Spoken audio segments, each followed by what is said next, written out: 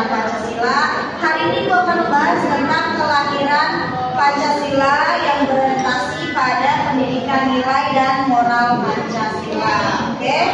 Nah, yang anak-anak semua, coba kalian bayangkan jika kalian memiliki perbedaan pendapat satu sama lain.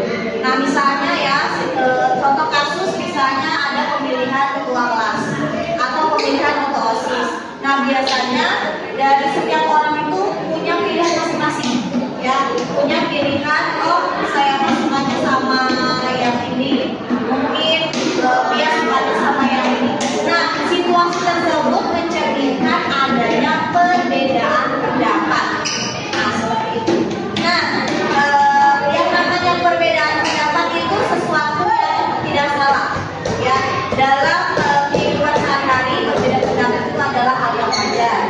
Nah, bagaimana untuk menyatukan pendapat yang berbeda tersebut? Maka dilakukan yang namanya musyawarah. Ya. Nah, tahukah kalian bahwa ini kan semuanya ya? Tahukah kalian bahwa para pendiri negara kita, para pendiri Indonesia melakukan musyawarah ketika merumuskan Pancasila, ya, atau dasar negara Indonesia. Nah, hari ini kita akan membahas tentang kelahiran Pancasila dan norma-norma moral yang dapat kita teladani dalam kelahiran Pancasila ini. Nah, di sini Ibu berharap kalian bisa mendapatkan materi, mampu menjelaskan secara singkat proses lahirnya Pancasila, kemudian mampu mengenal tokoh-tokoh pendiri Pancasila, dan mampu menunjukkan nilai-nilai Pancasila yang tercermin dalam proses perumusannya, serta mampu menyikapi dan menghargai perbedaan pendapat melalui diskusi. Oke? Mengerti? Nah, di sini Ibu punya beberapa gambar, ya. Di sini ada gambar tentang proses sidang BPUPKI. Nah, coba kalian perhatikan gambar ini, ya. Di gambar ini terjadi yang namanya musyawarah.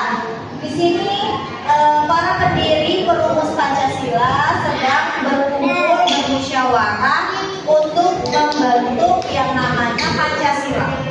Ini namanya sidang BPUPKI, ya. Kemudian di sini ada lagi punya contoh gambar lagi, yaitu pada saat, nah, di sini ada gambar siapa? Ini Soekarno, ya. Ini Soekarno adalah salah satu pendiri Pancasila. Dia sedang melakukan sidang BPUPKI, sedang melakukan ceramah. Ya, nah, dari gambar ini kita bisa mengambil kesimpulan bahwa yang namanya musyawarah itu sudah dilakukan dari zaman dulu.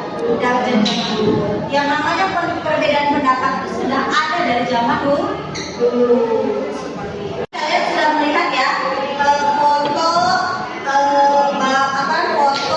bapak-bapak yang sedang melaksanakan sidang BPUPKI, dan juga tadi ada foto Soekarno sedang melakukan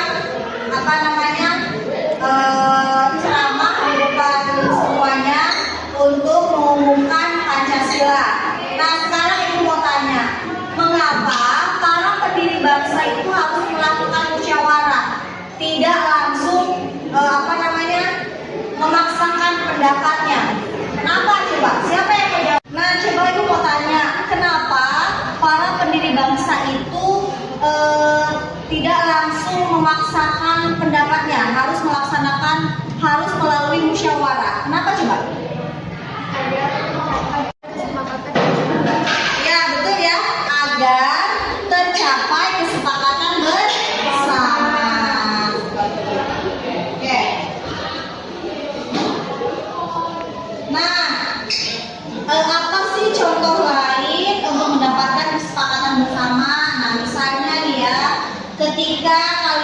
kerja kelompok. Nah, biasanya dalam kerja kelompok itu suka ada perbedaan pendapat kan? Nah, biasanya kalian tuh harus mendengarkan dulu pendapat teman, harus musyawarah dulu, kemudian harus mengambil keputusan secara bersama.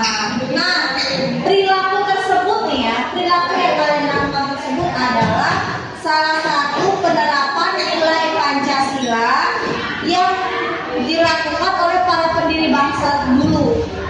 Jadi dulu para pendiri bangsa melakukan musyawarah untuk merumuskan Pancasila. Sekarang kalian melakukan diskusi untuk menjawab pertanyaan-pertanyaan yang ada. Sama, cuma beda kasus aja. Seperti itu ya. Oke udah. Nah, nilai apa yang bisa kita ambil dan bisa kita teladani dari proses kelahiran Pancasila?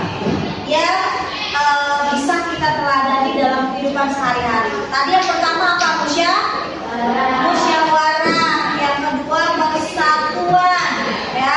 Yang ketiga menghargai pendapat teman. Dan yang terakhir kita harus menjadi orang yang bertanggung jawab, ya. Oke, Ibu yakin kalian bisa memahami materi yang Ibu sampaikan hari ini tentang kelahiran Pancasila.